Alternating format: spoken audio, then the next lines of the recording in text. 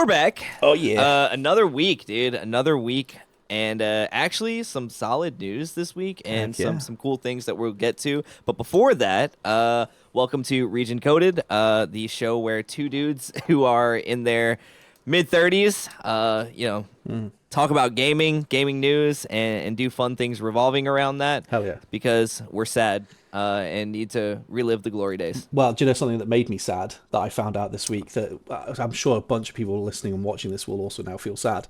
I What happened? saw a thing that said that the average life expectancy is about 77, which means you're middle-aged when you hit 38. All right, cool. So I feel midlife old. crisis incoming. Loading. Oh god. So on that happy Time to be note, cringe. We're a millennial. Our whole life has been a crisis. Ha! oh No, god. but yeah. How you been, man? I've been great. I've been busy, man. I've been busy playing games. All right, what's been on your list this past week? Well, Any highlights? two main things. Two So things? the first thing is I've been playing the absolute mess out of Pocopia. Like I've been playing Pocopia non-stop. So to the point, Ooh. where Yep. just for a little bit of news, little slight bit of news in, Pocopia has ended up being probably the most successful Switch 2 game as of right now. That's absolutely nuts, dude. Some stats have come out. They sold 2.2 million copies in their first 4 days. Their physical copies sold out. And apparently it did so well that Nintendo's shares have risen by 10%. Bananas. Yeah. Like, what do you mean, dude? Yeah. And all those like things of like it's selling and doing that kind of thing. It's also selling more consoles. Including with my wife, because my wife has watched me play Pocopia for so long, she has bought a Switch 2 to play Pocopia. You're not the only one. I have a friend who his wife was playing it, and he went out and bought a Switch too. Yeah. Because she had been playing it so much. Yeah, a few of my moderators for like my streams and stuff have gone out and bought Switch 2s. Others are saying that they're having to actively stop themselves. Like, it's wild. It's absolutely wild. But yeah, that's been fun. But you gave me some homework, and I've only gone and bloody done did. it. You watched it. I played Resident I Evil did. 0. I was so excited, dude. I played Resident Evil 0, dude, and it is good. It is I'm so good. glad. I'm so glad. Yeah, I mean, like, for those who don't know, we occasionally give each other like a game that we've never played before to play. I've given you Hellblade, you've given me Resident Evil's any Resident Evil game. And Yeah, I and chose we're 2 for 2 right now on for 2. suggestions too. Yeah, So I started with like Resident Evil 0 because even though it's not the first one that was released, it's chronologically the first one. yeah. Yeah. It's when you turn around and go, actually, Resident Evil 6.5 is set 50 years prior or something like that. But like chronologically, it's the first one. Yeah. And you also said that like mechanically, it's a mess. So if you can make it through is. Resident Evil 0, you can make it through any of them.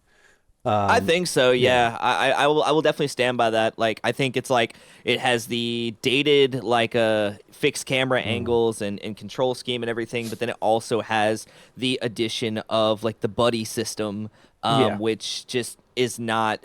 I'm not gonna say it's not typical because there are times in Resident Evil where you're gonna have like a character to protect, so you'll have another character Yeah. there, or a co-op game, so you have another. But the way it's done in this game is very unique. I was going to say, the series. I haven't played any other Resident Evils, but I've seen that Resident Evil typically has 2 people you play as. Yeah, it's kind of like either you swap between 2 different characters, or something along those lines. But yeah, there aren't very many games, if any, if I'm thinking of it, except for maybe With the one with Ethan Winters, maybe that's like solo, isn't it? Ethan, yeah, is like solo. But outside of that, yeah, I'm pretty sure like every other game You outside flip of between. 4. But 4 did end up actually getting a DLC where you could play as another character. So there you go. Yeah, there It's you go. yeah. So, I mean, I have thoughts. I think Okay. this is just about Resident Evil 0, but I will say I've loved the game enough that I'm now going to play the whole series. So there you go. So happy about I've that. wanted a way into horror for ages because I grew up with the kind of parents who are like, unless that thing says the age that you are, you're not touching it. Right. So I never played until I was like a teenager. I didn't play GTA's. I never played horror games because they're always 18s. You know. Right. So I wouldn't say I'm a wuss, but like I've never really been exposed to horror. So Yeah, that's like, fair. so I don't watch horror films or anything like that. I've watched some, but not many. Right. So I was like, I kind of want to get into the horror genre. I've played a Yeah. few here and there, one of which we'll talk about today. But I wanted some way into like the classic horror games, and Resident Evil Yeah. seems to be that way in. It's scary when it needs to be. It's not constantly scary, you Yeah. know. And even then, when it's scary, it's just like you're like, oh, what the hell is that kind of thing? Like, Yeah, you're yeah, for freaking out sure. over it, like, oh, that's gross or something like that. You're not like constantly screaming your head off, kind of scary.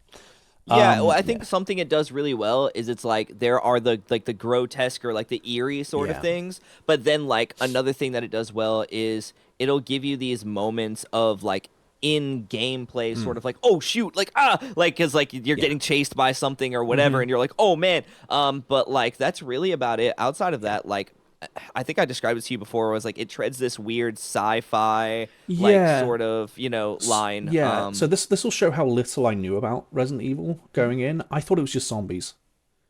I thought it yeah was just zombies, and then there's mutants, there's leech creature things, right there's are they called titans or something like that? tyrants Tyrants, like the big yeah guys with the big claw arms and stuff. yeah There's tyrants giant bugs. There's all sorts of different things, yeah right?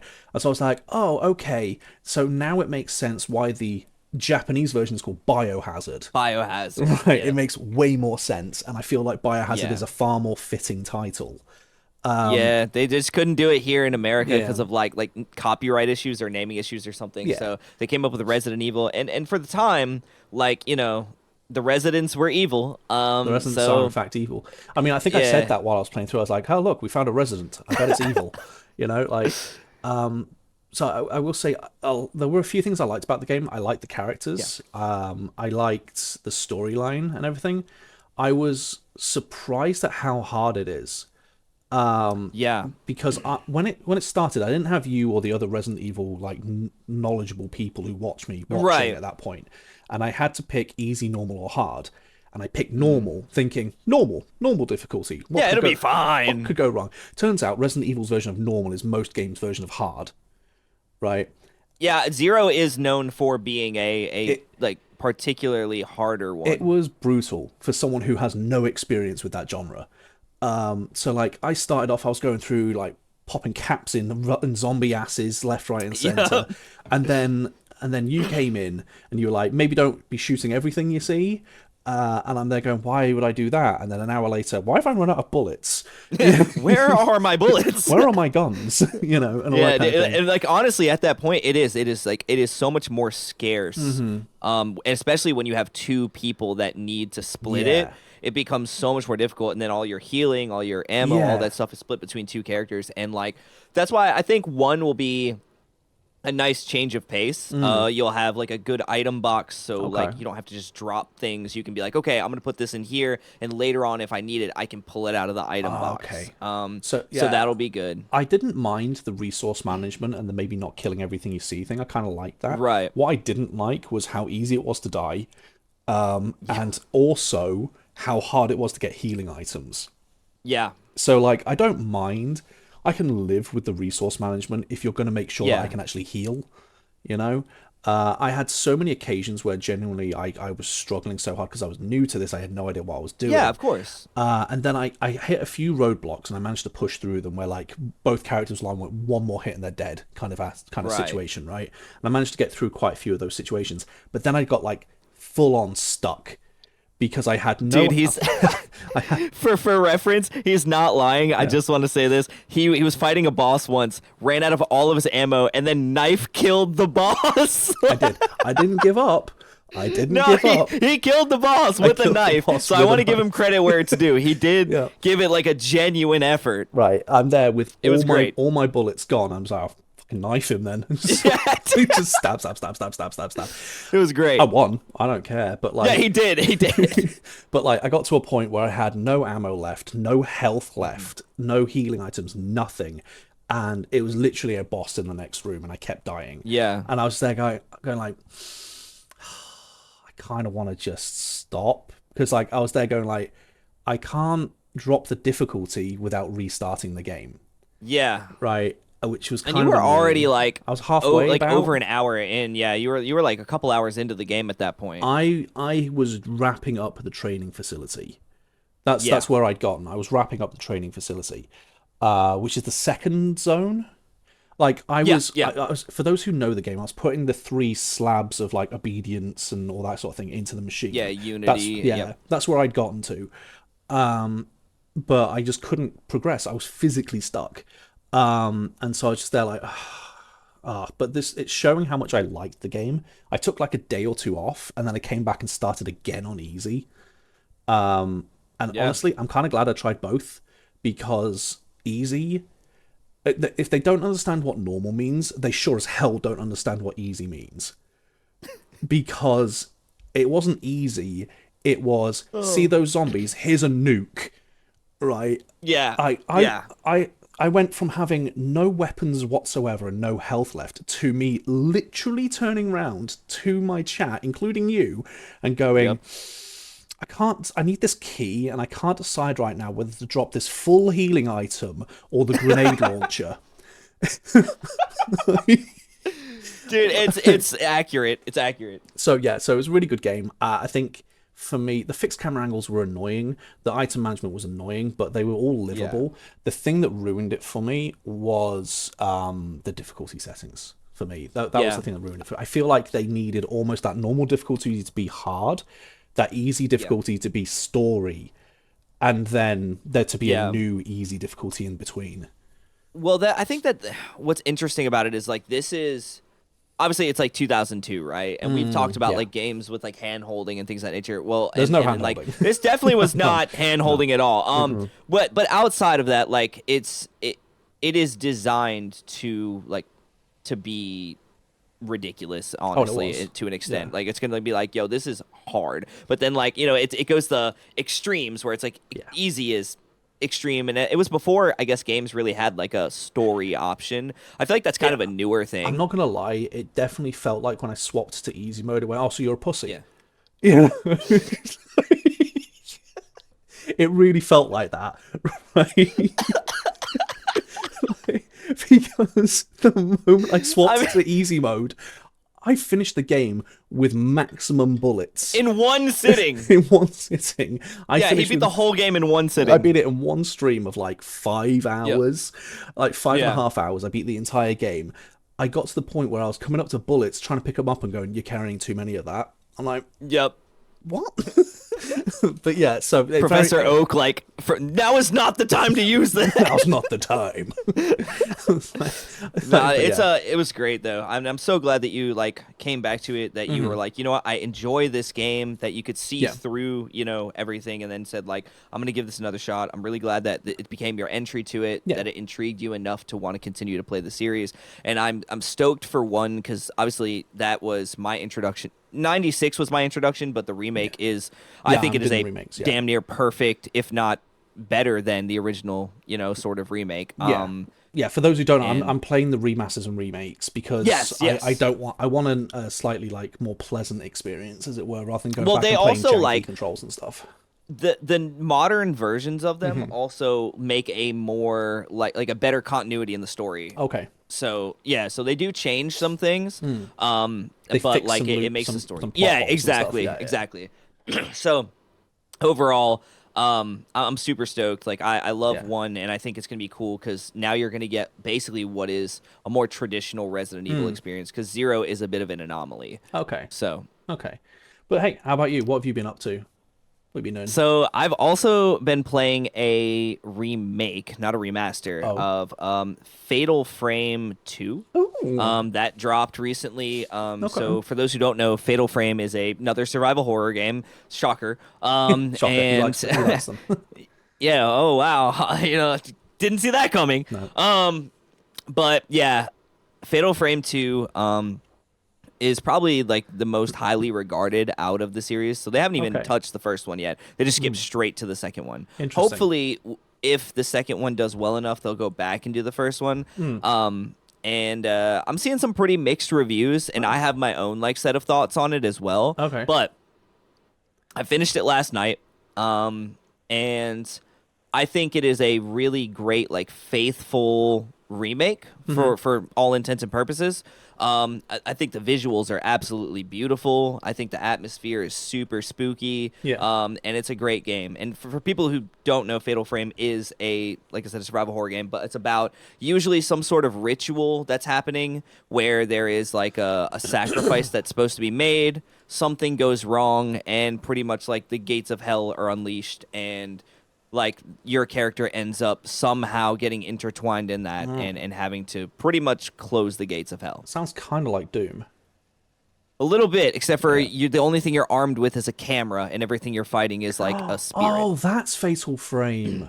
Yeah, I know that. I know that. Yeah. Yeah, you're armed with a camera. You're usually like a girl in your like mid-teens or something. You have a I remember camera. seeing the remake coming out. Yeah. Yeah. And you're fighting ghosts. And honestly, it's been a series that's been super near and dear to me since I was younger. Okay. It was the first, I won't say first game, the second game, I will say, because the first game that ever scared me, fun fact, was a game called Clock Tower for PlayStation 1. Ooh. It was about some dude with a giant pair of scissors killing people, and for some reason that freaked me out as a kid. Because like you'd hear him coming, and you just hear like the ching ching of the scissors, and I was like, "Oh god!" That's not the safety scissors I'm allowed to use at school.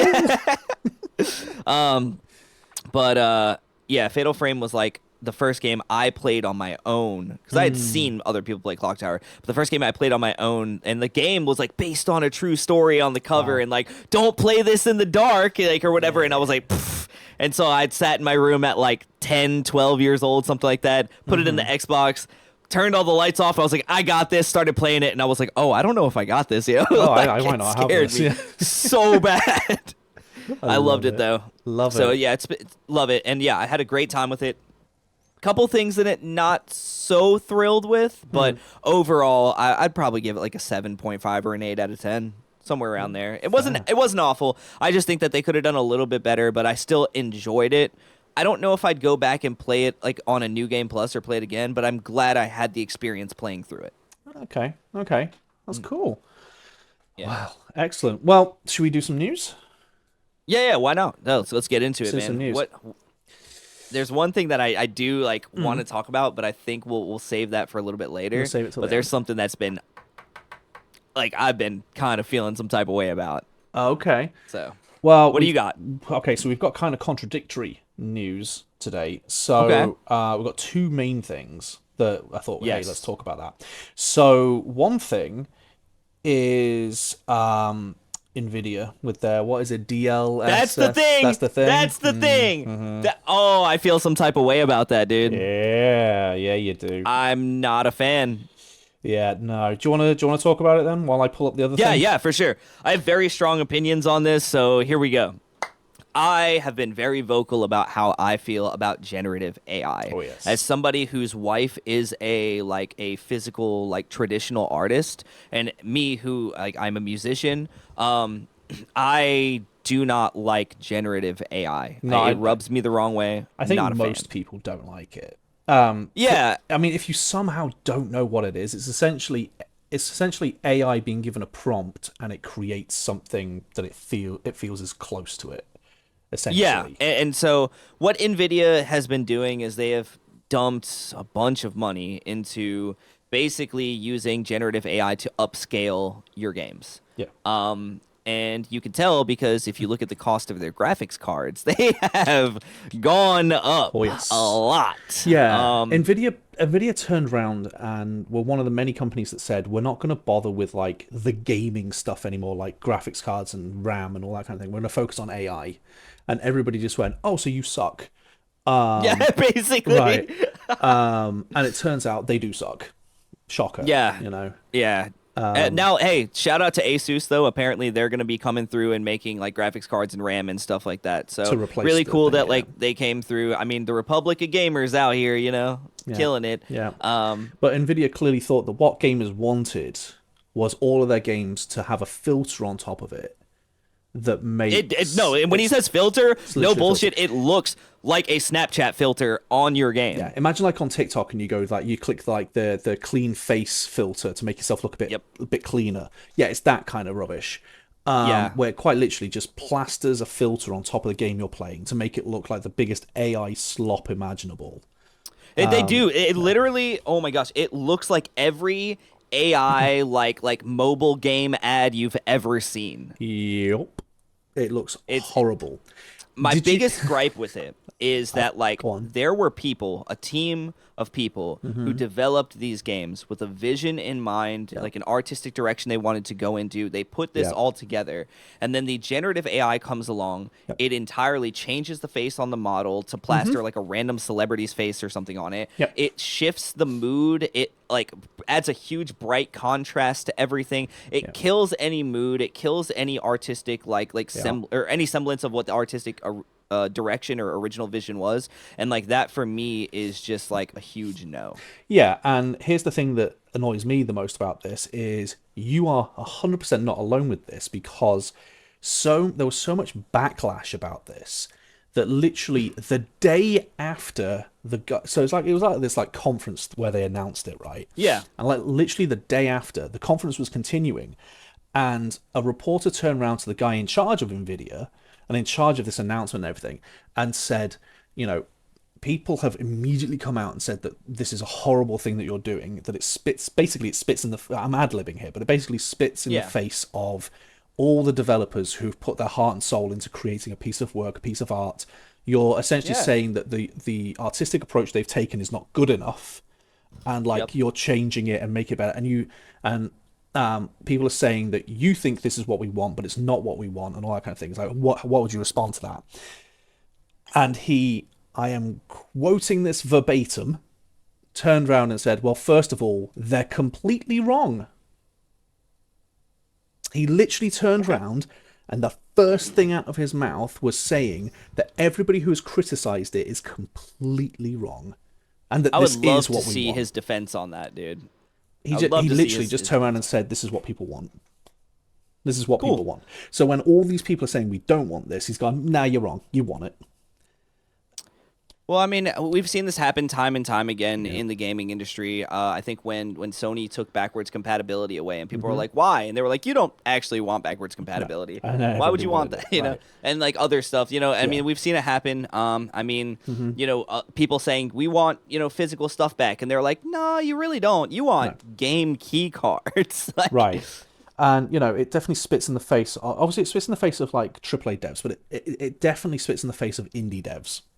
Right, because indie devs are normally anywhere from one person to like maybe 50 or 60 or 100 people who are working their asses off, honestly, to try and create a good game. And then this million, billion, trillion, whatever company has gone, yeah, but your work is bad, right? I can't do that, bro. It bothers me so much. Like when we go from a company who is supposed to be making just like stuff for the people, right? You know what I mean? And the people are like, all right, Xbox is a perfect example, right? Like, hey, we don't want Game Pass to be so expensive. And they're like, did you say you want, what is it, like Fortnite crew? You want Fortnite crew? Whatever. And it's like, no, it's not what we said. Like, oh, you want Co-Pilot on your Xbox? No. Right. But it's ridiculous, and it's especially bad. It's especially insulting to indie devs. It's insulting to all devs, but indie devs as well. But with that, there was some indie dev news that was phenomenal. Kind of like almost like a polar opposite to this, right? Yeah. Because there was a solo developer. I'm just checking his name. His online name is Cakes with a Z, 77. This guy for 4 years independently worked on his own game. It was a tower defense game. He would stream every day showing the code, him putting the code in and making it and everything. Oh, wow. He would go to work. He has wife and kids, right? He'd go to work, come home, have his dinner or whatever, get onto streaming and stream himself coding for hours, right? For 4 years he did this. His game release called Tangy TD, Tangy Tower Defense. And within 30 hours of launch, it made $30,000. Dude, that's awesome. It gets better because a week later, it made $250,000. That's fantastic, bro. Like, good for him, man. Yeah. It just shows, man, like people will pay for the things that they want. Yeah. If, and they'll pay to support you if, they really believe in what you're doing, man. Absolutely. 100%.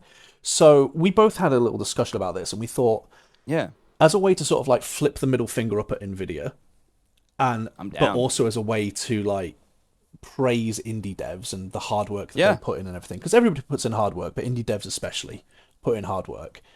We would Right. do something a little bit different today, and we would go through 20 games, 10 Mhm. each, that are 20 indie games that we personally would recommend that you may not have Yeah. necessarily heard of. We've deliberately steered clear of like the big names like Stardew Valley, Yeah. Expedition 33, all those different ones. We steered clear of them.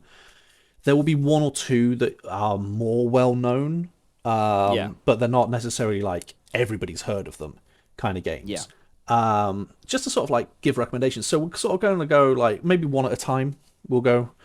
We're going to give like 20 games that we would recommend to you that and why we'd recommend them, basically, as like a way to Yeah. help promote some indie games that maybe you've never heard of that you think maybe I'll give that a try.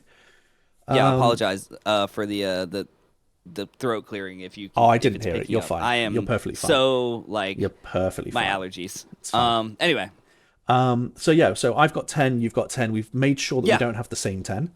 We have done that. Yep. Yeah, and like I said, we've also steered clear of like the big ones. So you're not going to get Cuphead, you're not going to get Expedition 33, you're not going to get Stardew Valley.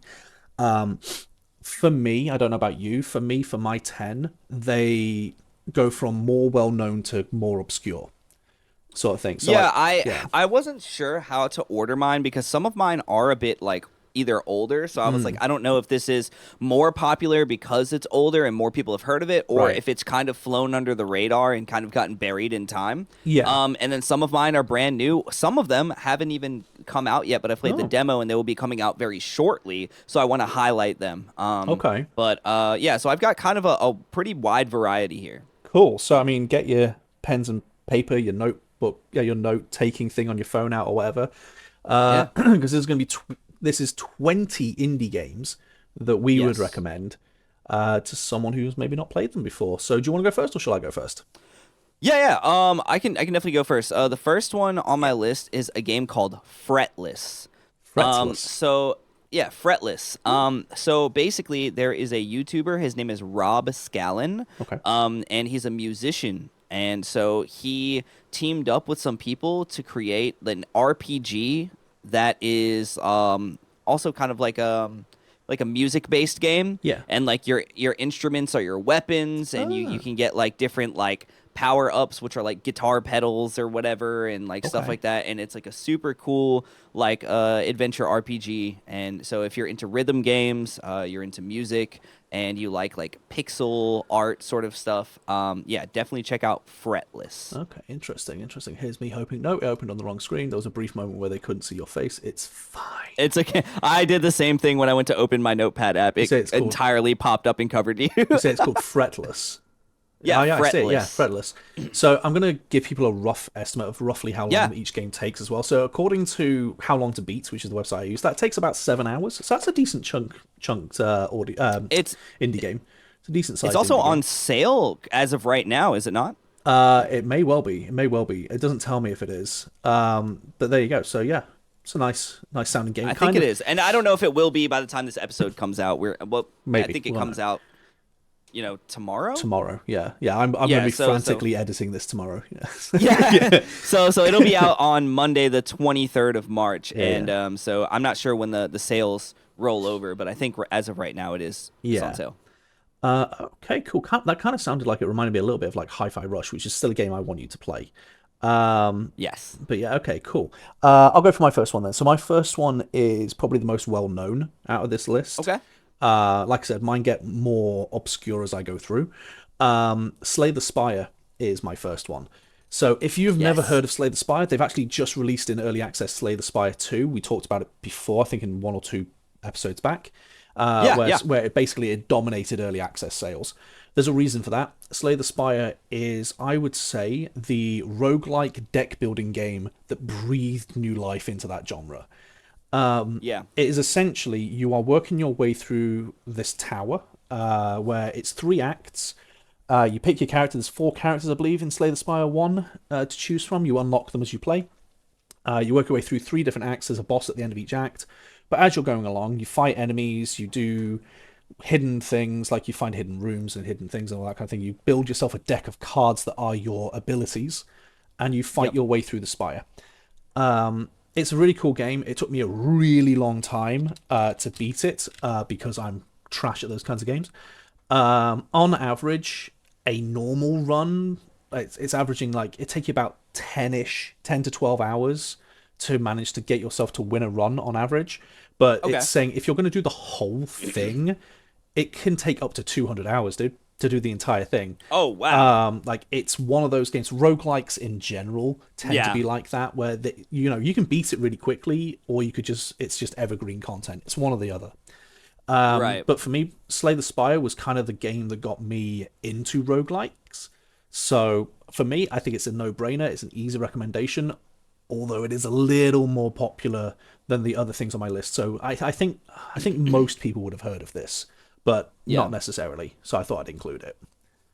Okay. So my next one on the list is a game called Axiom Verge. Okay. Yep. And it's a Metroidvania. It's like very like sci-fi pixel art. And yeah, it's there's not really much to say about it other than it is very Metroid inspired. Okay.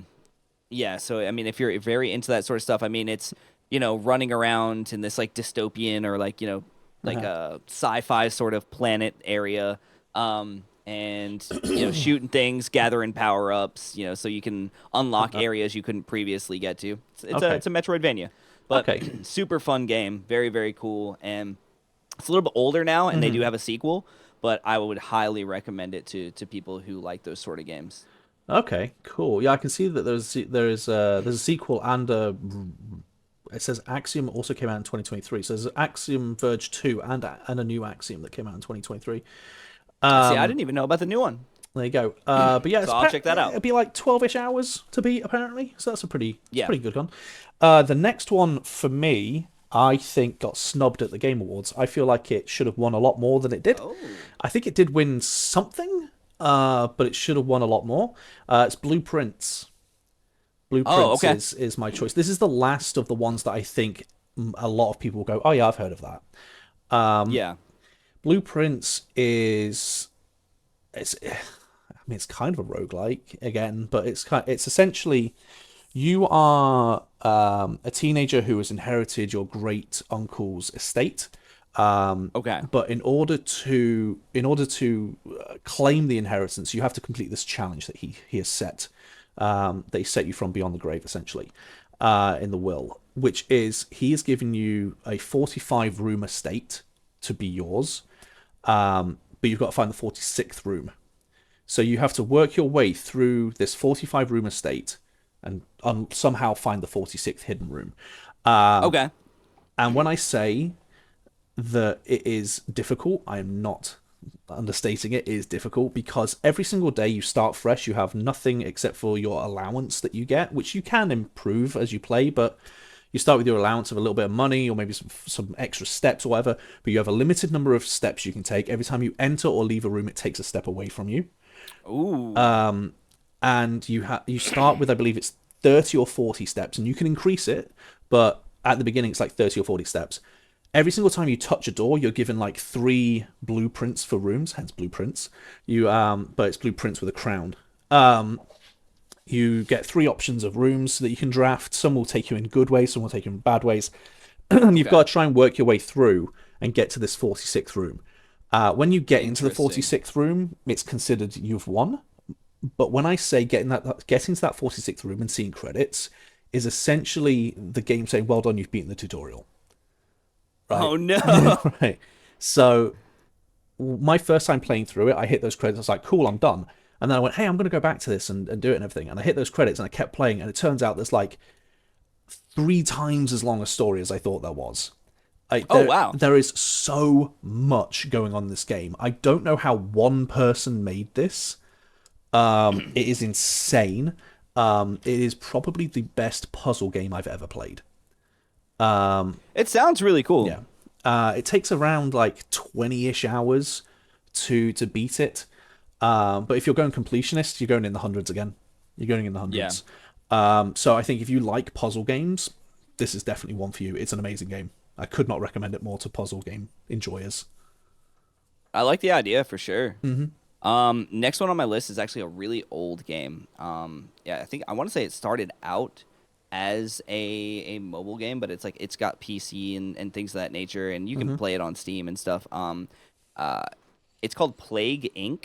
Yes, Um, Plague Inc. Great yeah, choice. it's a really really old game, but Yeah. super fun. You Hmm. basically have a map of the world, and you get to like create a disease, and you try to like spread it and like kill everybody in the world through contagion and things of that nature. Hmm. And you can like upgrade the disease to help it like fight like medicine and things of that Yeah. nature and give it more resistance. And yeah, it's a super fun game.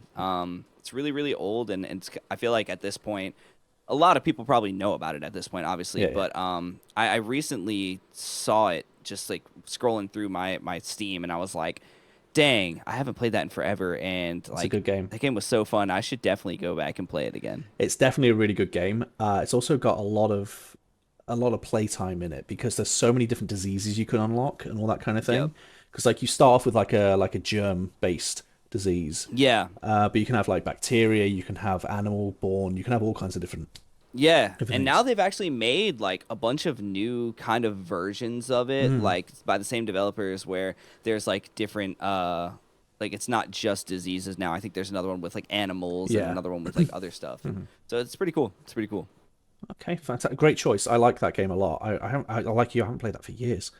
Okay, my third game is probably the last one that I'd say over 50% of people are going to be like, oh yeah, I've heard of that. Okay. Which is Brotato. Brotato is another roguelike. Damn, I like roguelikes. Yeah. It's another roguelike where basically you are a potato and you have to survive 20 waves of these aliens. There's an endless mode, but if you're doing the standard mode, you have Yeah. to survive 20 waves of aliens basically trying to kill you. Think like Vampire Survivors, that kind of Mm. thing. Every time you finish a level, you've earned credits, and you can spend those credits to get more powerful weapons or more powerful items, and like you level up and you improve your health or your strength or what your melee and all that kind of thing. You can do all of that. What I love about Brotato that makes it different to other roguelikes, in my opinion, is Hmm. the sheer amount of love that these devs put into their game. Because you play as a potato killing aliens and it's a roguelike. Oh, that's like every other roguelike ever, Right. right? There are a disgusting number of characters to unlock. Like each character has its own unique stats, unique abilities, unique handicaps, all these different things, right? Right. There's one where you can only hold one weapon. There's one where you're amazing with ranged weapons, but you can't use any melee weapons. There's one where like you lose health every second. There's so many different types of characters you can play as, and they keep releasing DLC, and like the game itself is only like $3, something like that. It's Oh insane. wow. It's insanely cheap, and then the DLC is like another buck. Like it's insane, and they just keep adding more and more and more and more content for it, to the point where I'm literally feeling like the thing of that's enough slices. Like kind of thing, right? Because they Yes. just keep giving us more, and you love to see it, and it's fantastic. Like they could easily double or triple the cost of the game, but they don't. They don't want to. They want to keep it cheap. It's a phenomenal game, and I'm pretty sure so far every game I've said is on Xbox Game Pass. By the way, I'm pretty sure. Oh, let's go, I'm pretty dude. sure all of them that I've said so far are on Game Pass. So I mean, if you wanted to try Brotato out, even you didn't want to spend $3, but like, yeah, it's amazing. It's probably the best roguelike I've played, and so it makes the list. I love that. Makes the list. I love that. My next one is Retro Rewind. It is a Ah. video store simulator. That So only just came out, and it did, I have it in my cart in Steam. I'm waiting to get dude. my content creation money in the next couple of days to buy it. Dude, it's so fun. It looks It's so it. It fun. looks it. I started it the other day. And yeah, it's basically the equivalent of you opening up like a Blockbuster or something Yeah, like that. It takes place in like I think 1990. amazing. Um, and yeah, you get to overhaul and redesign your own little store, and you Uh-huh. get like VHS cassettes, and you have to go through like the thing of like checking them back in, making Yeah. people pay late fees, stocking the shelves. There is like oh man. All right, I'm not gonna spoil it, but there is some funny stuff in the game. Like there's some shady dealings that you can make in the game. So it's like a management sim, but you're managing a Yes. video rental store, which is a thing that if Yes. you're like younger Gen Z or Gen Alpha, you have no idea what we're on about. Uh, Yeah, people used to go to a store to and they rent would, to rent yeah, movies. they would pay to rent a physical copy of a movie and Yeah. bring it home to watch it. Yeah. Oh, good times. Um, and then they charge It's you super late fun. fees for being a day late. Um, Yup. think the library, that other thing you never go to, but with Yeah. VHS. Right. Dude, it's so fun though. Like I cannot wait until you play it. It's I mean, I'm if you not like joking when I say it TCG sat in my Steam cart waiting to be checked out. Oh, dude, I'm so excited because it's like we know like how sim games go with us. So I mean, like TCG, like card game simulator, like games like that. Like I love those sort of things. Oh, yeah. And yeah, this definitely scratched that itch when I played it. Amazing. And what's weird is like I think it's different enough to where it doesn't feel like a direct rip off of all these other like sim games. Okay. But it also is like the same sort of formula. So, but they have some cool little like nuanced mechanics in it that set it apart. Okay, cool. I did try and look up a completion for this, but it's so indie. And this is the thing. This is the thing with these. It's so indie, it doesn't even show up on How Long to Beat. Oh, let's go, It's dude. that indie, right? Yeah, we're just that cool. You know, you probably That never cool. heard of this You've probably before. never heard of this. This next one for me, my fourth one, is also a simulation game. Okay. People are more likely to have heard of this because it made the rounds on like TikTok for a while, where people were Yeah. showing clips. Quarantine Zone: The Last Check. Ooh. Quarantine Zone: The Last Check is far more interesting of a game than I thought it was going to be going in. Right? Because Okay. when I saw the clips of it and everything go circling around social media, I thought, oh, it's just a thing like a zombie apocalypse where you're playing like the guard to like a sanctuary area and you're checking people to see if they're zombies, and if they are, you shoot them or whatever. Turns out, yes, it is that, but it's 1,000 times more than that as well. Dude, it's so fun. So fun. It's so good. You are the guy who's checking people for like bites and infection and all that kind of thing. But it's so incredibly detailed because you start off just by checking their temperature and scanning their body for like bite marks and stuff. But then as time goes on, you start getting like X-ray and infrared, UV. You get UV and you Yeah. get like a full like way to like slap the glove and and all that Yeah. kind of thing, like bend over and think of France, like off you go. Yep. Like there's so many different things to it. You have like missions, you have to like daily missions and stuff. Yeah. You have to keep an infected as like research material. If you find somebody who's got a brand new symptom that you've never seen before, you take them to the research lab and you perform surgery on them to cut out that organ, and you check to see what the new symptom is. Like there's so much more to it. There's base management because you've got to manage like the survivors area. Like you increase the canteen's food supplies, you fix up the medical tent, you increase the amount of tents that there are available and all that kind of thing. You improve your defenses. There's also there's like the defense things where you're shooting the zombies as they're coming in. Oh, dude, it's so good. There's an RNG based like nighttime raid thing, right? Where randomly sometimes when you go to bed to start the next day, zombies will attack your base at night, and you use a drone to start shooting all the zombies as they're charging at your wall and knocking your wall down, right? There's all kinds of different things. It's so cool. It's way more detailed than I thought it was going to be.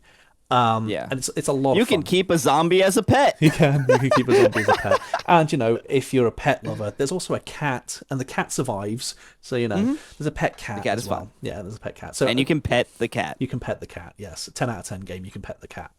Isn't there like some sort of website or whatever where it's like a list of like all the games where you can pet a cat? I think so, yeah. Or the dog. Yeah. Yeah. Yeah. So, yeah, that's my number 4. And I would argue it's probably the last one that I think people will be like, yeah, I've heard of that. The next ones are like, nah. So the next one on my list, Number 5. we have talked about before. It is probably one of the greatest games to ever exist. I already know what he's going to say. It's a game called Arcade Paradise. Hell yes, it is.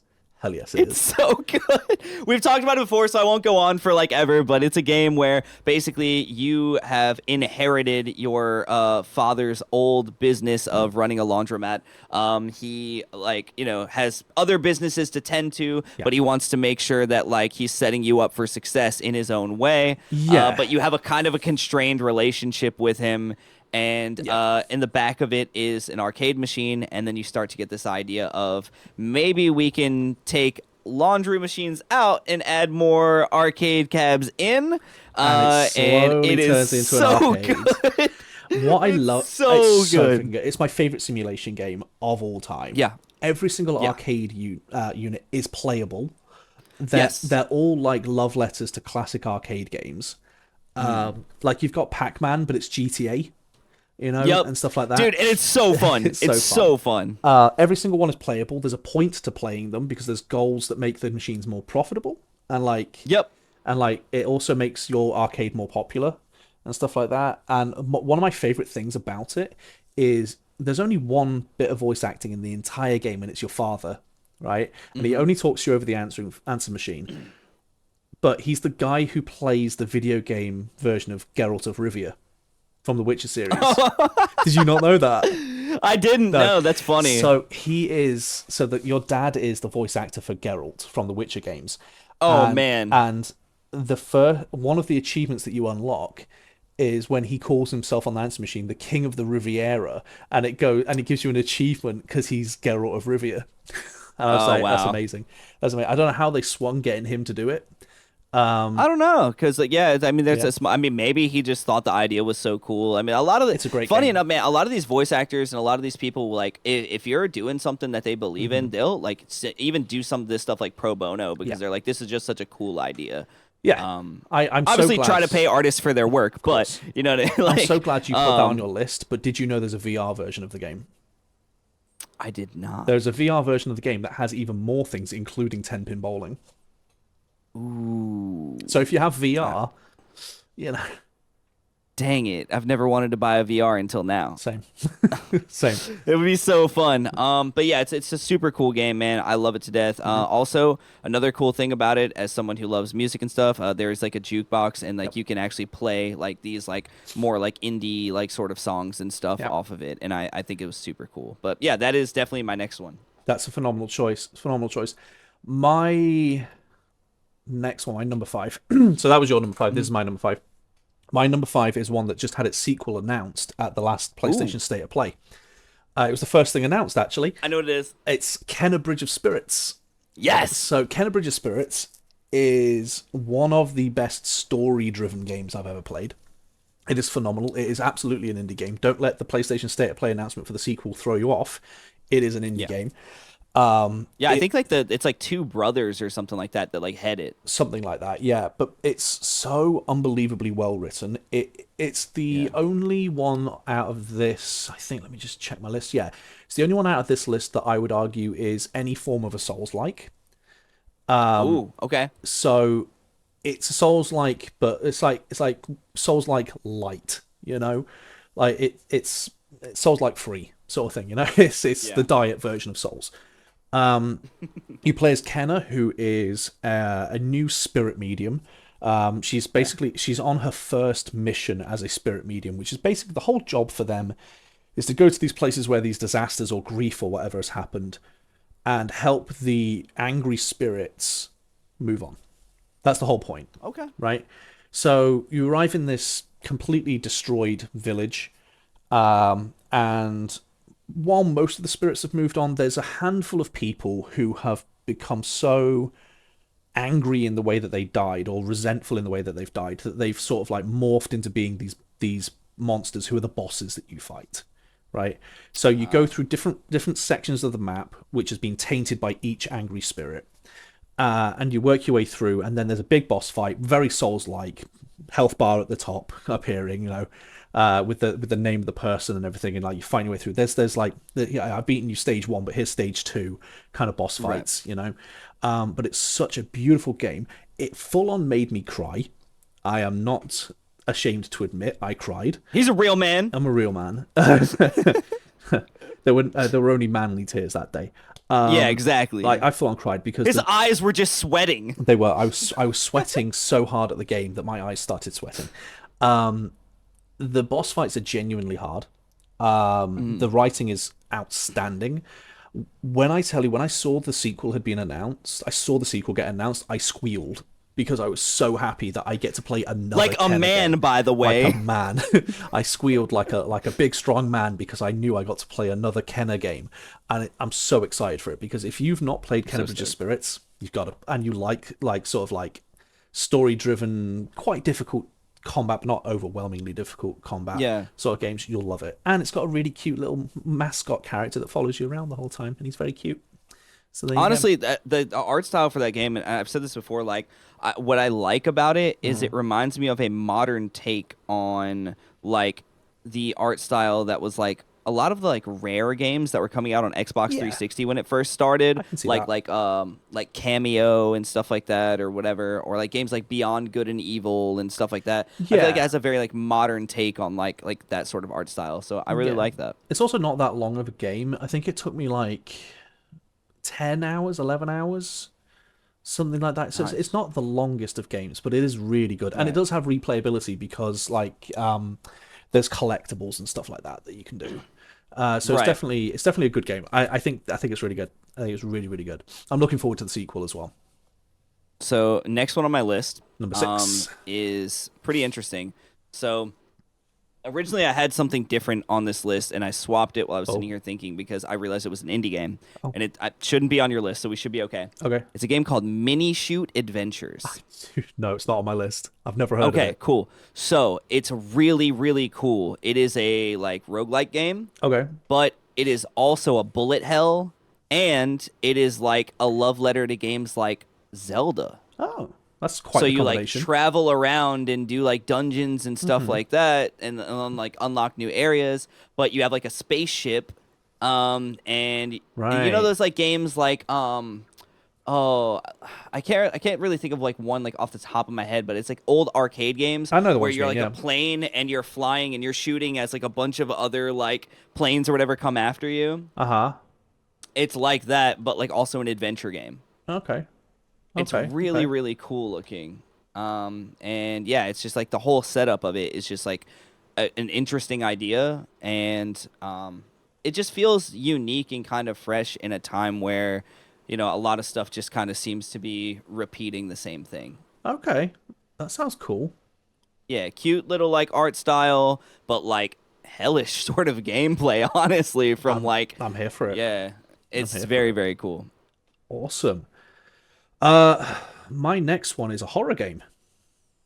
Oh, I know. They're coming from the guy who said he hasn't really played horror games. yeah, no, I'm intrigued. This is a horror game. It's also recently just gotten a DLC, which I kind of want to play, kind of don't. It's called Still Wakes the Deep. Oh, It is essentially the gist of it. It's a Lovecraftian horror sort of game, where you are playing a man, a Scottish man, who has basically run away from a crime he's committed and gone to work on an oil rig, and some Lovecraftian horror stuff happens, and essentially this eldritch horror kind of thing starts killing people, turning them into monsters, and all that kind of thing. It's not an action; it's a stealth horror, okay. and you're working your way through trying to figure out what's going on. What I find really cool about it is like they've not done the typical video game thing of let's just give everyone an American accent. They're saying no, it's a Scottish oil rig. They're all Scottish except for one guy who's Nice. British, and they point out the fact that he's English. They point out the fact that he's Okay. English, and they make fun of him for being the only Englishman on the rig. You know, Okay. it's a really cool horror game. It's not long. It's not long. I'm surprised I managed to beat it because I have thalassophobia, which is a fear of the deep ocean, I and was it's gonna an oil ask because rig. the game is called "Still Wakes the Deep," and I was Yeah. so confused at first. I was like, "Wait a minute." Oh, there's you do go in the water, but you don't go in the water, kind of thing. But it's only about 5-6 hours long. You spend most of your time on the oil rig, but there is some swimming sections that scared the bejesus out of me. Also, Uh huh. you really like Raft. Yeah. Oh, so my thing is not like the sea, it's the unknown of the deep sea, where there's nothing you can Okay, there's nothing you can see. Right? It's that's like a thing that most people don't sort of click with thalassophobia. Yeah, all right. I'm not scared of the ocean. I'm not scared of the ocean. I'm scared of the Gotcha. unknown in the deep, sort of thing. Makes sense. Okay. Which is why I kind of don't want to play the DLC, because spoiler happens, and there's a lot more underwater stuff, right? Oh boy. So I'm like, don't think I'll play that bit, but it's a really, really fun indie game. I think they do horror, especially eldritch horror, like Lovecraftian sort of horror. I think they do it really, really well. And yeah, I like it. I like it a lot. It's not oh my god, this is going to make my top 10 games of all time list, but it's definitely an indie game that I think if you like horror, it'll give you a bit of fun for 5-6 hours. It sounds cool. Yeah, it is. It is. Fully voice acted as well, which is nice. What an indie game, fully voice acted. Hold on a minute. I know. You're telling me that they could do voice acting on a budget? I know. In fact, I think, hang on, except for Brotato and Slay the Spire, which don't need voice acting, everything in every one I've said so far is voice acted. All right. Yeah. Okay. Anyway, you're seventh. Yeah. I'll meet you on this. My seventh is also a horror game. Ooh, okay. We're doing quite well at matching each other here. Yeah. This one is called Echoes of the Living. Ooh. And it is a love letter to 90s and early 2000s Resident Evil. This is one you recommended. It looks to me. exactly like a Resident Evil game. I'm not gonna lie to you. Like the camera angles, everything, like to the point like when you're aiming, you can aim up or down, like everything. It is so good. It is so good. Like it is an amazingly written love letter. It is eloquently written. Love it. With all the jank of the original like sort of games, and so I love it, man. I think it's so cool. Because I do miss that style a lot, and like I like the quality of life improvements that we've gotten in games and stuff, but there's only so many times I can replay these older games because it's pretty much the same experience. Yeah. So it's nice being able to have something that is a new experience but wrapped in that same sort of janky packaging. Yeah, I get that. So double horror, huh? Double horror. It'd be interesting to see if the next one is the same. Like, if your next one is the same as my next one. My next one is purely a puzzle game. It's completely a puzzle game. Ooh, okay. It is Storyteller. Storyteller is the first game that I ever 100%ed on stream. Oh, wow. Yeah, I don't 100% things. If you've ever watched me play games or watched any of my videos or anything like that, I don't. I remember this game. I remember this game. Mm-hmm. I do not 100% games. Yep. I beat this game and went, I'm doing everything. Because it's essentially multiple levels where you've got illustrated frames of a story taking place.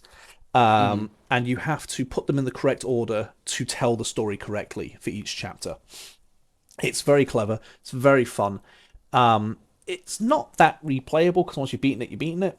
But I loved the way it sort of like the way it was made. I love the art style. I loved sort of sitting there and figuring out, okay, if I put this one with this one and then this one comes next, okay, the king will kill the jester, but then I need the jester alive, and so I have to rearrange the pieces and stuff like that. It's very clever. It's really, really good. Even like, it's one of those games as well that I've played it on my own with my wife watching, and she's gone, no, put that there, put that there, put that there. Like, it's one of those kinds of games, you know.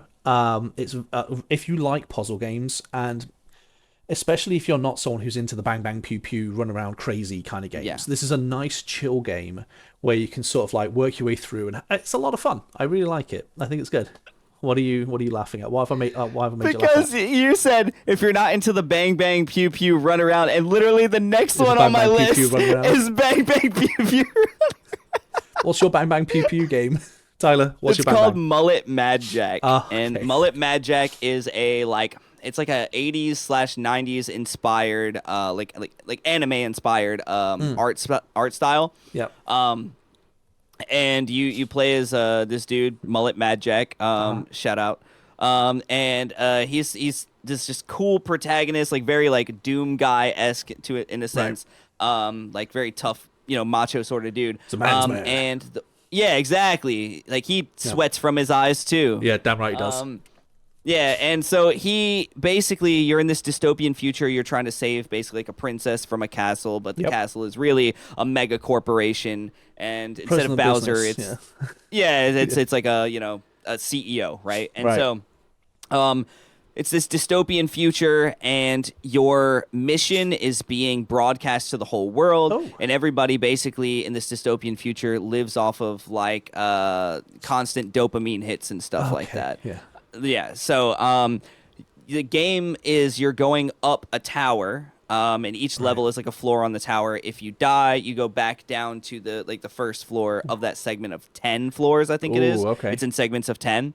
And you have to kill something every 10 seconds or else you die.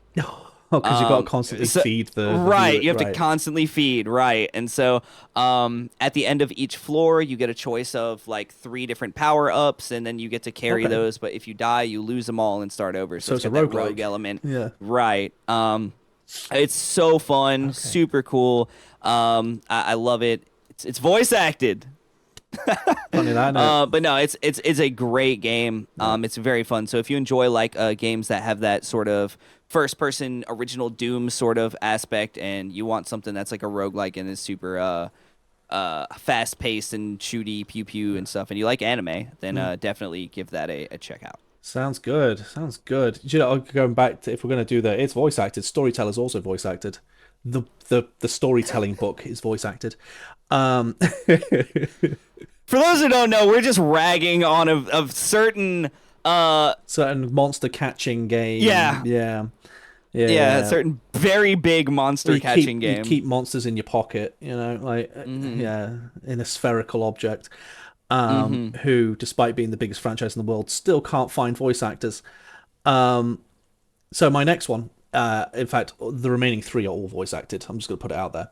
The remaining 3 are all voice acted. My next one could not be a better description of indie if you tried. Okay. Right? It was made by, I believe, 3 people. It was originally meant to be a mod for Skyrim. Right? It was originally a mod for Skyrim, where it was like you activate a quest and you go on a side story kind of thing. They liked what they were doing so much they turned it into their own game. That's pretty cool. It's very cool. You can tell it was meant to be a Skyrim mod originally because they're very much behaving in the Skyrim way. Like the way that they stand, the way that they talk, the way that everything is, it's very clearly Skyrim, right? But it's called the Forgotten City. The Forgotten City is how would you describe it without spoiling it? It's a sort of like a I'll give you the synopsis. You're a person who has woken up on the shore of a river. And It's already sounding like a Bethesda game, dude. you wake up. you wake you're up. finally awake. Yeah.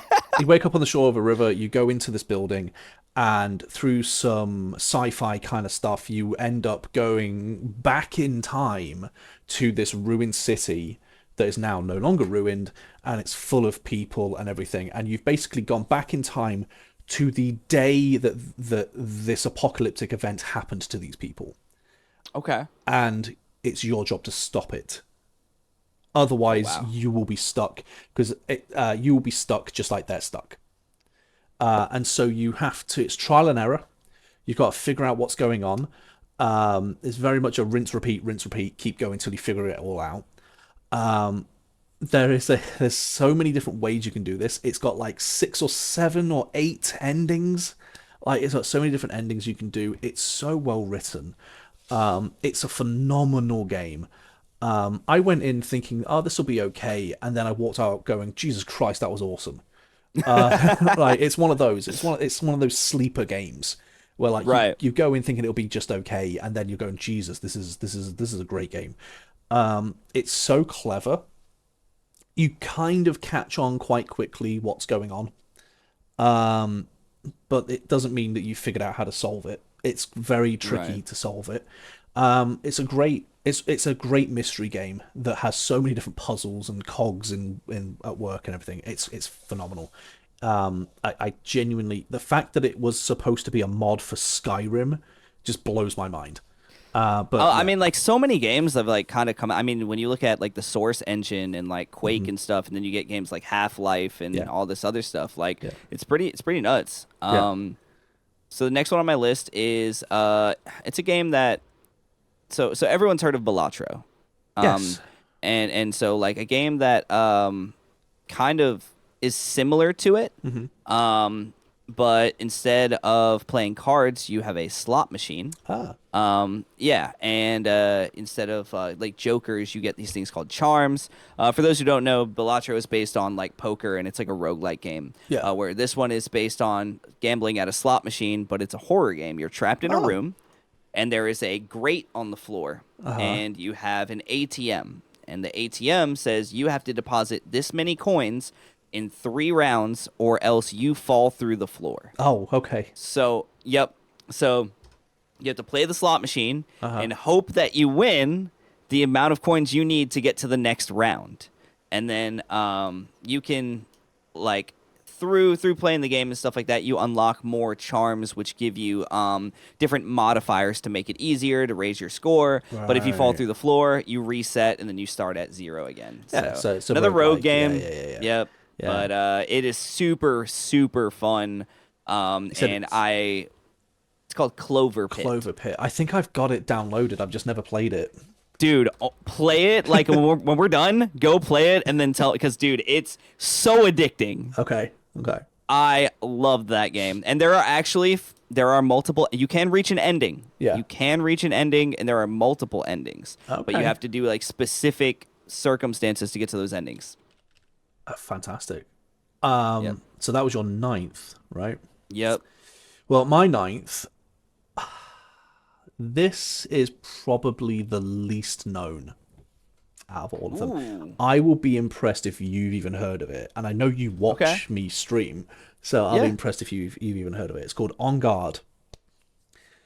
On Okay. Guard. It is a really, really, really fun indie game where it's kind of got Souls-like sort of combat, but it's not Souls-like.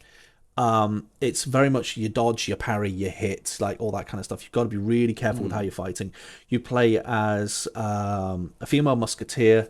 I'm just saying musketeer because that's the only image I can think of when I see her and what she's doing. I don't think she's actually a musketeer, but like it's that kind of fighter. Yeah, dude, she's got like a feather cap and Yeah, yeah, like yeah. a little, almost looks like a matador. kind of, but It's like got that sort of vibe. it's very fun. It's very charming. It was way more fleshed out than I thought it was going to be. It's only about 5 hours. It's a really short game, but like it's got a charming story. It's got a fun set of like characters and stuff. It is Yeah. difficult at times. I did have to redo a few bosses because they kicked my butt. So it's definitely a fun game. It's one of those where I think not enough people know it.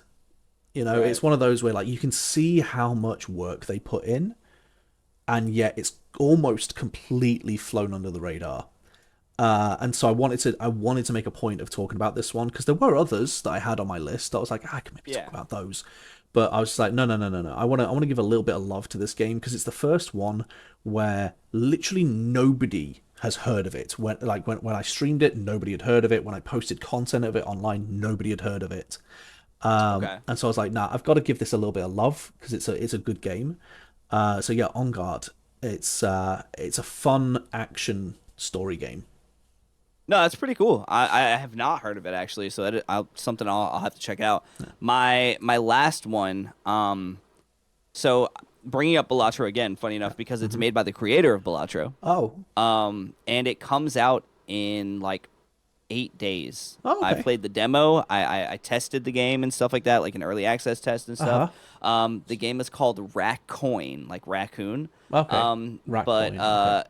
Raccoin, and you know those like coin pushers that you'll see in like arcades where you drop a coin in and then you Yep. try to see how many you can get to fall. It's a coin pusher roguelike. So they're really going for the Um, gambling with all their games, huh? Poker and now the coin slot machines. yeah, dude. Okay. And look, I'm eating it up, bro. Like, I mean, like, look, I can't lose real money doing it this way. So, May as well, right? except for what I pay for the game, but whatever. I'll Wow. get my money's worth out of it. But no, 100%, dude. It is very, very. It's a super interesting like sort of game because like the modifiers you get and stuff like that can like create little explosions and things like that to make more coins fall, and then you use those coins to you obviously like play more and stuff like that. It's a Yeah. very like fun little like time wasting indie game like roguelike sort of thing, and yeah, I'm just super into these like Balatro, Clover Pit, you know, that sort of thing. Like all these little roguelike gambling games have they've got me, dude. Fair enough. They're Can't say very I blame fun. you. Cannot say I blame you. Uh, all right. So that's your last one. That's all 10. It's my last one, man. That is your last one. That is awesome. So I'm actually looking up this last one very quickly. So I don't know if they are husband and wife, brother and sister, or Okay. whatever. But this is a two-person dev team Okay. where they've made probably the best choose your own adventure game I've played in years. Ooh. So choose your own adventure, it's not really a thing anymore. You don't really see it that much. Right. It was very popular in like would you say the 80s and early 90s. Yeah, I actually have some choose your own adventure books. Yeah, it started as books, right? Where like you essentially you make decisions and your decisions it's like you know you find a river, what do you do? And it gives you some options and whatever option it goes, cool, now go to page 16. You go to page 16 Yeah. and it's like, okay, here's what you do next. Which one do you do? Okay, now go to page 20 and you sort of go like that and you work your way through until you get to your ending, right? And there's dozens and Yeah. dozens and dozens of endings. This very much lives up to that because Slay the Princess is a very simple game on the surface, and it could not be further from the truth because you start off with a narrator saying what you're doing. So, like, you know, you've gone up to the cabin, you've been sent, you have a knife, you've been sent to slay the princess, right? And you work your way through, but then it starts giving you options. And when you're talking to the princess, you decide, do I want to say this to her? Do I want to say this to her? Do I want to say this to her? And what it ends up being is an infinite loop of different stories unfolding again and again and again. Let's say the Oh. first time you just straight up kill her, right? You straight up kill her. You do what you're meant to do, you kill her. You'll then immediately, bang, find yourself outside the cabin again. And the narrator is literally there going like, hang on, didn't we just do this? It's kind of like 12 minutes. Kind of. And you go back into the cellar and to go kill her and everything. But she remembers you. And she's like, Oh. you're not getting me this time. And you have to now have a whole new set of words and everything. But she doesn't trust you because you've killed her once, sort of thing. And like, but then maybe this time you help her escape. And you manage to escape, but then click, you're back in front of the cabin. And you go again, and Okay. you go again, and you go again. And the story becomes clearer the more you play. That's really cool. It's a very, very, very cool concept, very, very cool game. And the art style is very fun because it's just hand drawn, black and white, Love pencil that. sort of Love that. drawings. But it very quickly, depending on the options you choose, very quickly Right. becomes a horror game. Very, very quickly can become a horror game. And it's just a lot of fun. It's genuinely a great game. So I had to include it on my list. I do have I play a lot of indie games. I had loads Yeah. more that I could have chosen. I could have made the top 20. Right? Right. But I thought no, I've got to include Slay the Princess on this list because it's such a fun choose your own adventure. And I feel like that's a Yeah. genre that doesn't really exist that much anymore. I mean, you have yeah. like the Telltale games and stuff like that, but those Yeah. are like The Walking Dead and stuff like that. Yeah, but where Telltale you games, can- I'd say, like, realistically, you're gonna get the same ending. It's just who's Yeah. there with you at the ending. Right, Right. right. Like they're decision based, but it's not necessarily like a choose your own adventure sort of No, thing. it's you're gonna get to the same ending. It's just who's gonna be there with you, who's gonna hate you, who's gonna like you. Right. Whereas with Slay the Princess, there are multiple endings. Right. So yeah, it's one of those. It's one of those. But yeah, that's my 10. That's your 10. That's 20 indie games that we would recommend. Yeah. And yeah, you please let us know if there's any of those that you have played. What did you think of them? If you haven't played them and you're going to play them, tell us what you think. Are there any Yeah. that we didn't say? There's so many indie games, man. There's so many amazing indie games. Like I said, I could have done 20. So please let us know if there's any we missed. I definitely. I mean, because I need new indie game recommendations. So if there's Yeah, any we missed, I may not even know about it. So yeah, I want to try some new games and stuff. This year has definitely been, and it's going to continue to be, more about like wanting to play more indie games, wanting to get back to physical media, wanting to yep. I don't know, man. I'm pushing in like a different direction, and I Yeah, think a man. lot of people are with me and are feeling the same sort of way. Yeah, I think people are tired, bro. I think people But are tired. Yeah. outside of that, speaking of which, Uh huh. we to close everything out, Uh-huh. we had a talk, and you asked me what is one game that I wish was not open world, Yes, and what is a game I wish was open world. that is and true. and I Yes. think I finally kind of have an answer. Okay. Okay. Um, It took you a week, but you've got an answer. Let's go. Yeah, dude, it really did. It took me until like honestly, while we were sitting here, for something to pop into my Okay. head and be like, "Oh, that would be so cool." So, for the one that I wish was not open world, I'm gonna be honest, it's Pokemon. Okay. Well, you mean because of I know a Gen 9 lot and... of. Well, yeah, that's Yeah. part of it. I know a lot of people are like, "Dude, Pokemon is so great as open world," and if you enjoy it, that's fine. But for me, it feels empty. It feels lifeless. It just there's not enough going on, and if they expand upon it and it can become open world and be, better, then that's fine. But as of right now, I'm just skeptical as if it should be open world at the moment. I don't really see it doing well. And if they are, like, how expansive can they make the open world? Right. Because that's another thing, right? And then I think it needs like things like level scaling and stuff like that, for the areas that you're going into. Just there are quality of life improvements and things that they just need to do differently. And just at the moment, I just don't feel like it is going to be good as an open world game for now.